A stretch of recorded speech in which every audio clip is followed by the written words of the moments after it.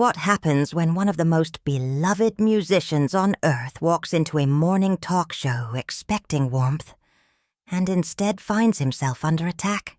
It took less than 40 seconds for a lighthearted interview to collapse into one of the most uncomfortable moments in live television history. The lights were soft, the tone easy. Paul McCartney stepped onto the set with that gentle smile that had charmed generations. Modest, gracious, timeless. He was there to talk about his new documentary, a heartfelt reflection on his decades in music. Across from him sat Lorraine Kelly, smiling brightly for the cameras, her cue cards neatly arranged. "Paul, welcome to the show," she began, cheerful and polished. "Thank you," Paul replied, settling into the chair. "Lovely to be here." It should have been simple.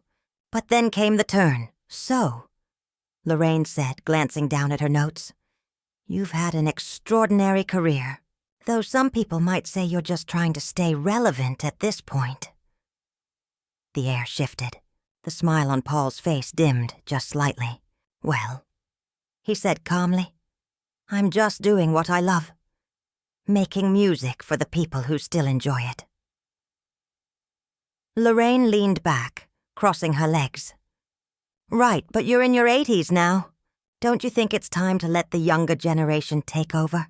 How many times can you sing the same songs?" A nervous laugh rippled through the audience. Paul's composure held, but his jaw tightened. "I tour because people want to hear the music. It brings people together, across ages, across generations." Lorraine gave a dry laugh. "Come on, Paul.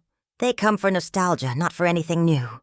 You've been riding the Beatles' fame for 60 years. Let's be honest." The room fell still. Paul's voice remained steady. "The Beatles was a partnership. John, George, Ringo, and I. We built something together. But I've had a long solo career, too. I've never stopped creating." Lorraine smiled sharply. "A successful solo career? That's generous. Without John Lennon, would anyone really care? Let's face it, he was the genius. You were just the pretty one who played bass." A murmur swept through the studio. The crew froze. Paul's eyes darkened, but his tone stayed even. "John was brilliant, yes, but we inspired each other. It wasn't a competition."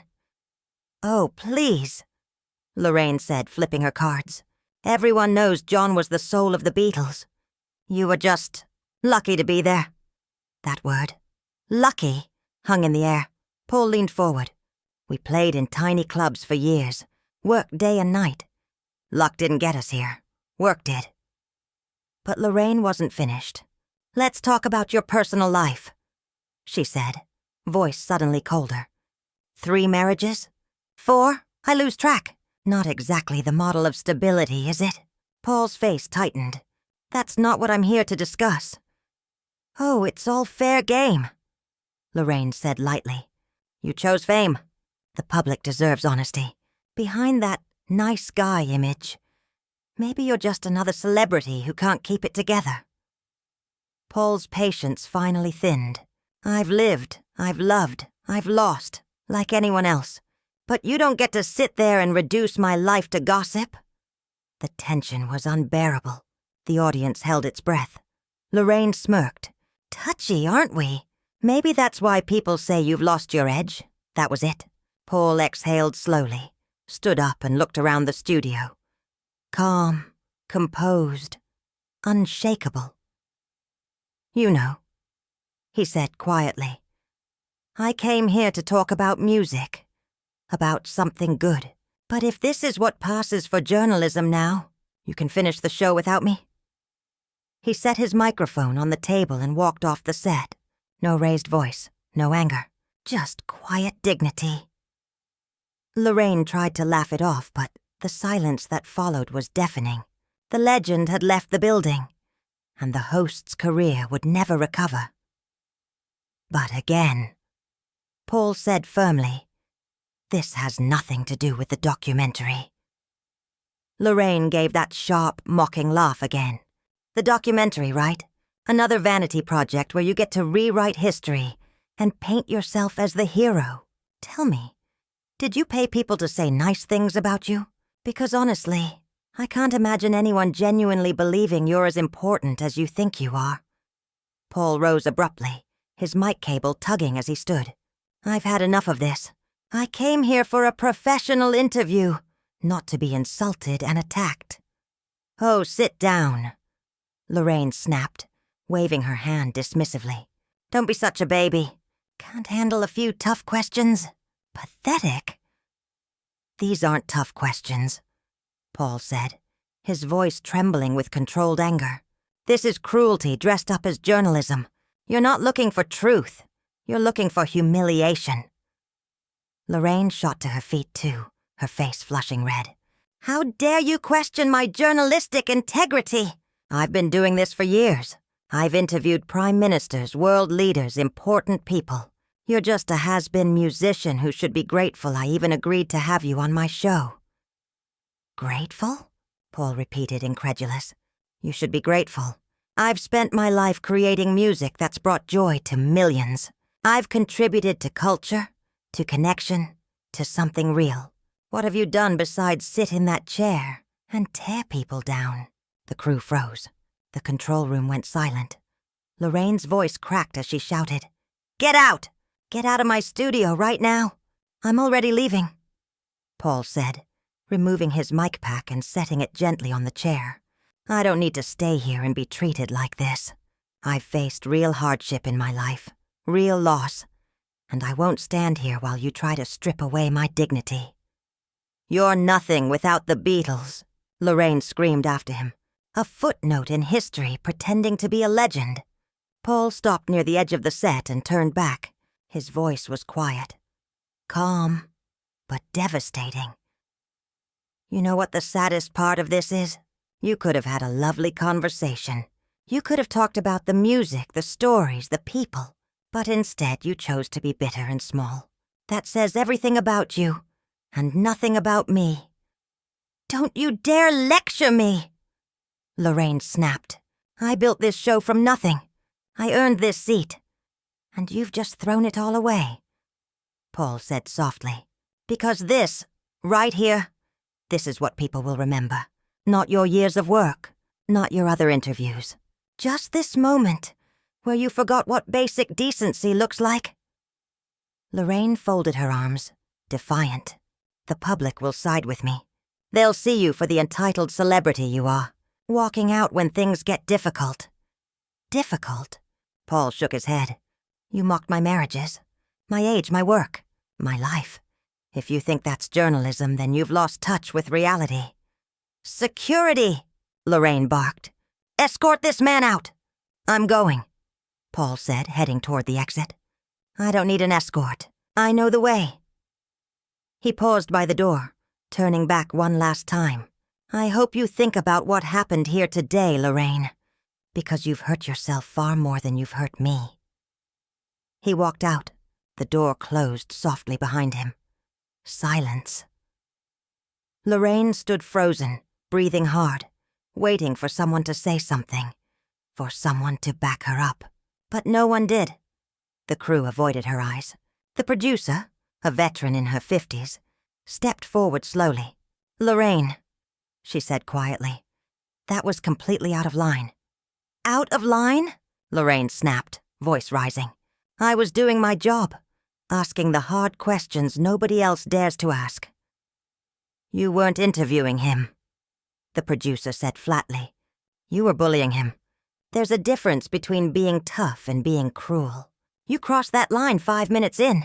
He's a public figure, Lorraine protested. He can handle it. Being public doesn't mean you stop deserving respect, the producer replied. And what you did wasn't journalism.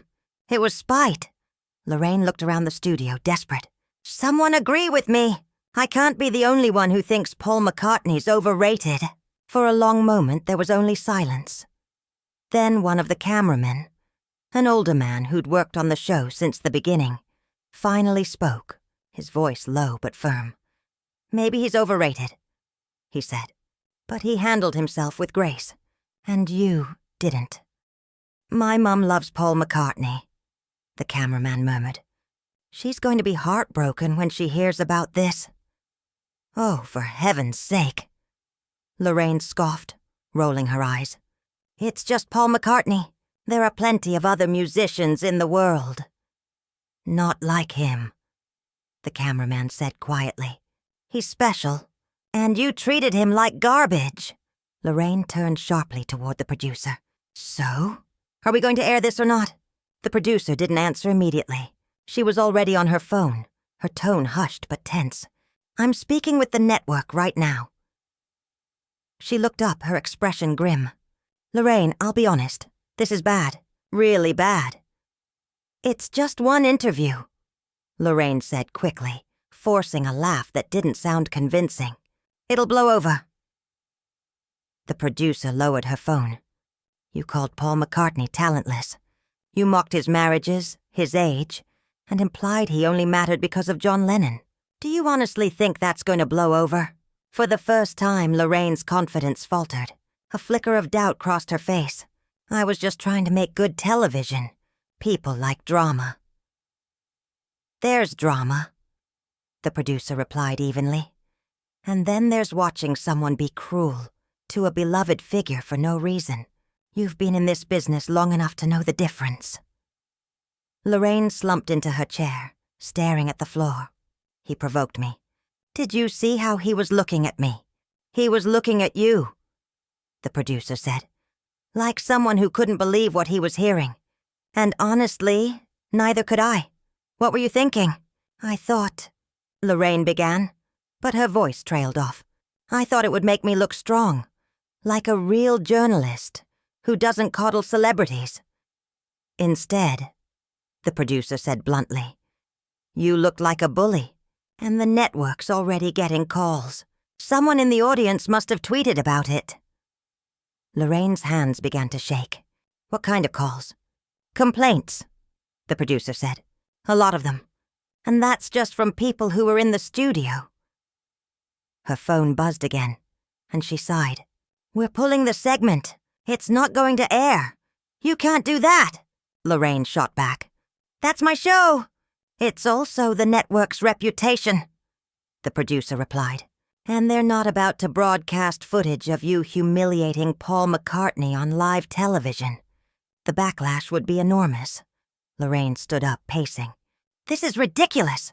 I've had controversial interviews before. Nobody's ever made a fuss like this."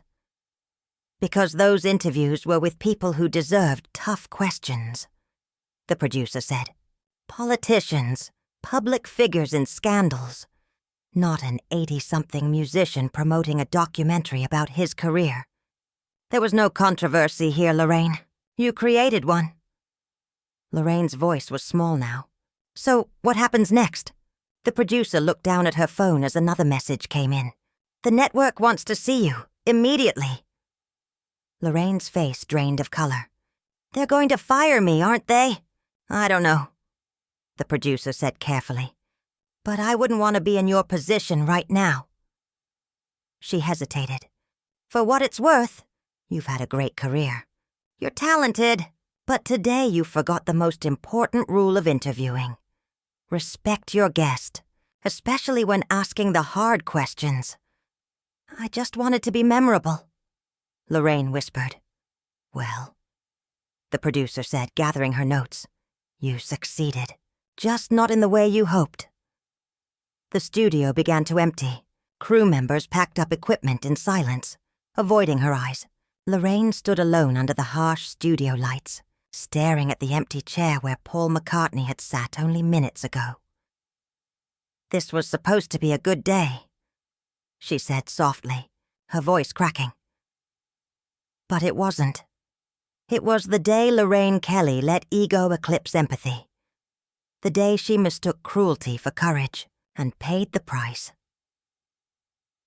As she walked toward the exit, dreading the meeting that awaited her, her mind replayed the interview. Every sharp word, every smirk, every opportunity to choose grace instead of spite.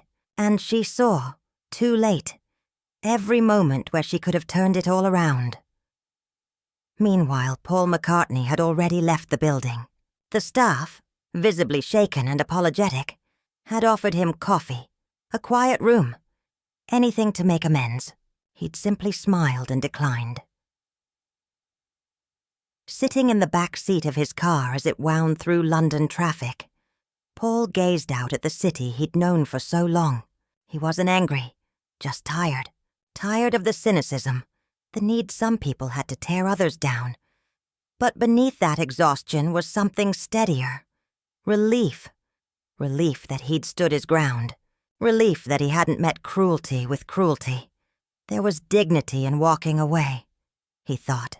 There was strength in knowing when silence speaks louder than any song. His phone buzzed nonstop.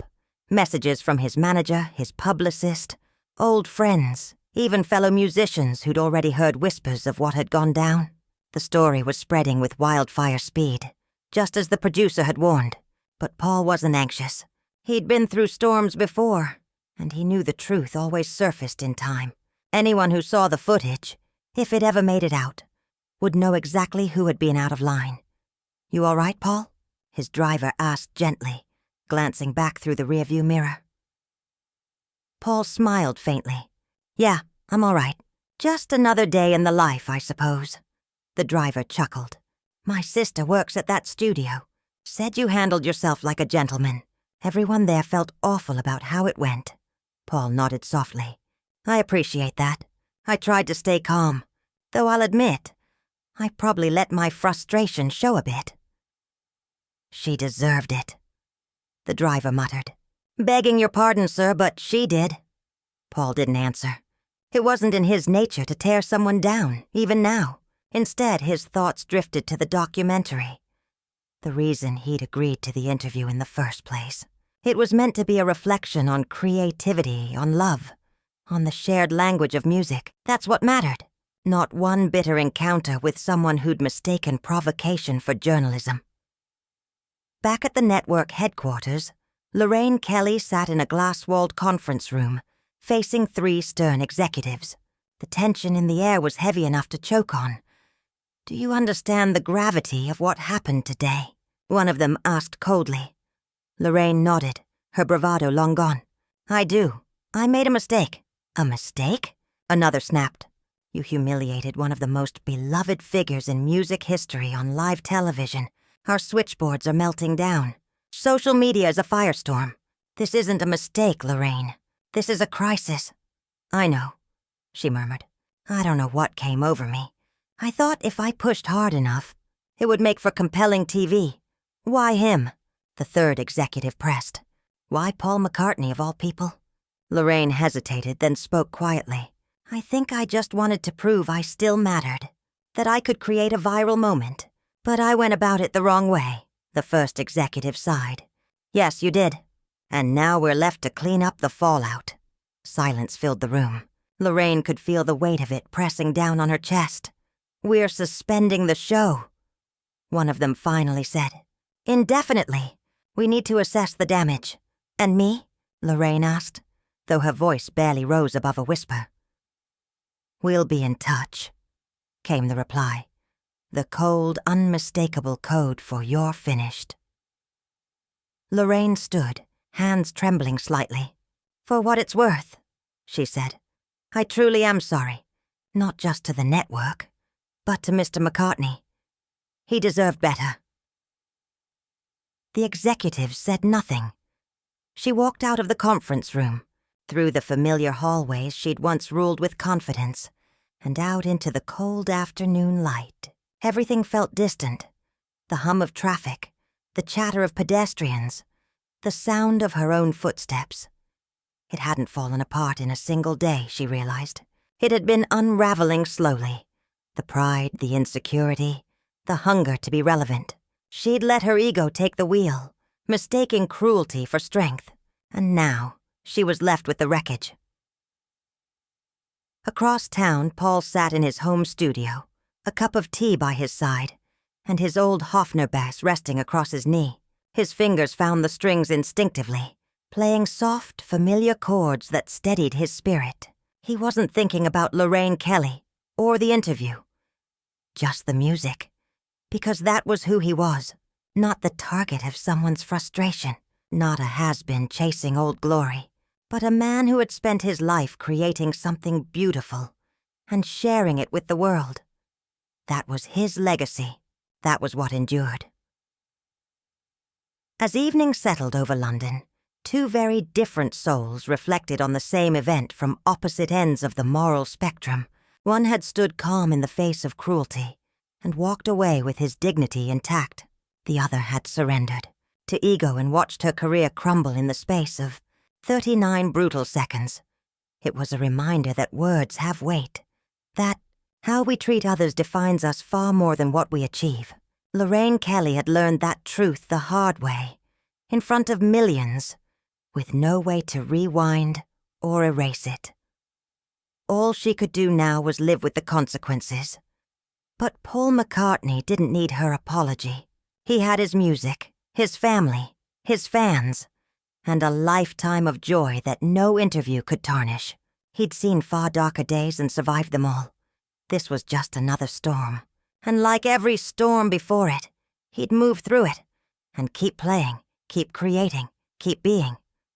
A musician, an artist, a legend.